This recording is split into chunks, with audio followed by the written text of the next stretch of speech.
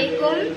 আমি আমার আব্বু আম্মুর উদ্দেশ্যে বলতেছি, আমার সব পরিবারের উদ্দেশ্যে বলতেছি, আমাকে আরফাত জোর করে আনে নাই। আমি আরফাতের সাথে নিজ ইচ্ছায় আসছি, সজ্ঞানে আসছি।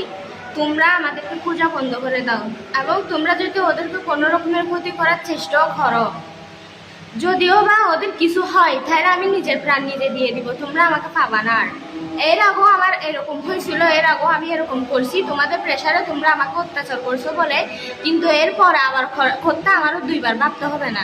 আমি এরকম কিছু একটা করবো, তোমরা আমাকে নিয়ে যাওয়ার জন্য এত কিছু করতেছো, তো তাইলে আমাকে যদি নিয়ে যেতে হয় আমার লাশটা নিয়ে যেতে পারবা। ওদের যদি কোনো রকমের ক্ষতি হয়, তাহলে আমার লাশটা ছাড়া তোমাদের কাছে আর কিচ্ছু যাবে না।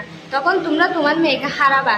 তাই বলতেছি, তোমরা আমাদেরকে খোঁজা বন্ধ করে দাও, আমাদেরকে খুঁজিও না। এবং যদি আমাদেরকে মেনে নিতে হয়, তাহলেও আরফাতের পরিবারের সাথে সুন্দর করে কথা বলে সবগুলা মিটমাট করে নাও।